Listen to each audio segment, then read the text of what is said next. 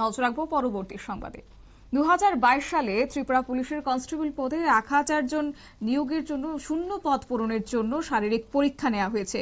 পরবর্তীতে তা লিখিত পরীক্ষাও নেওয়া হয়েছে এবং একই সঙ্গে মৌখিক পরীক্ষাও নেওয়া হয়েছে এবং সেই পরীক্ষা শেষে এই বছরের 23শে মার্চ চূড়ান্ত তালিকা তার প্রকাশ করা হয় এবং সেই তালিকায় দেখা যায় যে এরকম কিছু বেকার যুবক যুবতীরা রয়েছেন যারা ইতিমধ্যেই রাজ্য এবং কেন্দ্রীয় সরকারের অন্যান্য পদে কর্মরত রয়েছেন, কিন্তু নিয়োগ প্রক্রিয়া দীর্ঘস্থায়ী হয় আর তাই ইতিমধ্যে যাদের অন্যান্য দপ্তর অন্যান্য পদে যারা চাকুরিরত রয়েছে সেক্ষেত্রে এই মুহূর্তে আবেদন করা হচ্ছে যারা এখনো পর্যন্ত সেক্ষেত্রে উত্তীর্ণ হতে পারেনি কিংবা তাদের চূড়ান্ত তালিকায় নাম আসেনি তারা এই মুহূর্তে আবেদন করছেন সেখানে যেন ওয়েটিং লিস্টের নাম ঘোষণা করা হয় এবং রাজ্য সরকার যে নতুন করে আরো নিয়োগের ঘোষণা দেয় সেই নিয়ে তারা আবেদন জানিয়েছেন। গোটা বিষয়কে কেন্দ্র করে শুরুতেই শোনাবো তাদের বক্তব্য কি রয়েছে।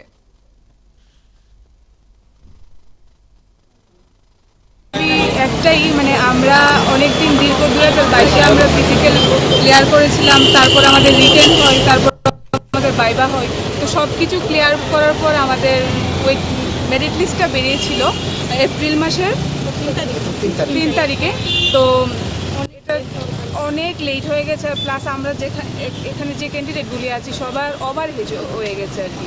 তো আমরা এটাই চাই, মাননীয় মুখ্যমন্ত্রীর কাছে একটাই দাবি চাই যে আমাদের একটু ওয়েটিং লিস্টটা যাতে দেওয়া হয়, কারণ আমাদের সাথে এরকম ক্যান্ডিডেট আছে যারা এসএসসিতে অলরেডি চাকরি পেয়ে গেছে।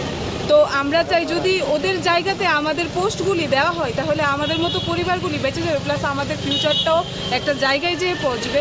তো এই দাবিতে আমরা সম্মিলিত হয়েছি। আর আরেকটা দাবি, যেহেতু আমাদের যে ইন্টারভিউ প্রসেসিংটা অনেকটা লেট হয়েছে, 3 বছর লেগেছে, এটা যদি মুখ্যমন্ত্রী আমাদের এজ রিল্যাক্সেশনটা একটু দিত, নেক্সট যেই আসবে 916টা পোস্ট আসবে ওরা জানিয়েছে, তো এটাতে যদি সবাইকে এজ রিল্যাক্সেশনটা দিত তাহলে সবাই উপকৃত হতাম, আমরা সবাই আবার ইন্টারভিউ দিতে পারতাম।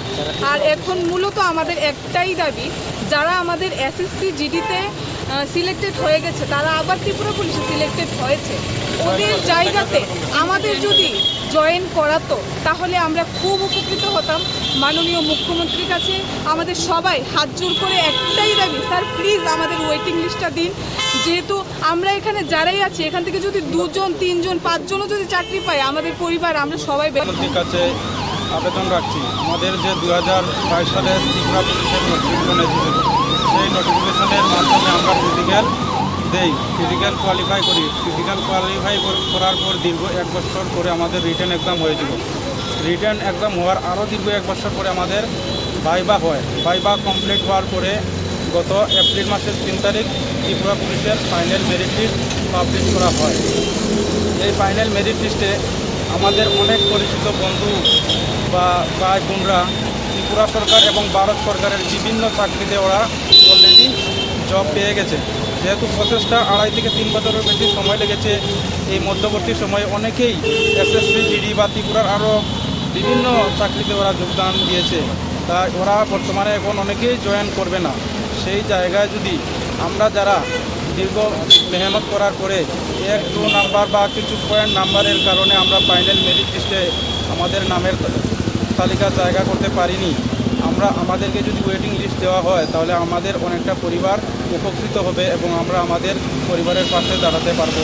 এটা আমি আপনাদের মাধ্যমে রাজ্যের মাননীয় মুখ্যমন্ত্রী ও ত্রিপুরা পুলিশের মহানির্দেশক মাননীয় ডিজিপি মহাশয়ের কাছে আবেদন রাখছি। এছাড়া আমরা যারা 2022 সালে ত্রিপুরা পুলিশে 6000-এর মতো ক্যান্ডিডেট ফিজিক্যাল কোয়ালিফাই করে রিটেন কোয়ালিফাই করেছি 4975 জন।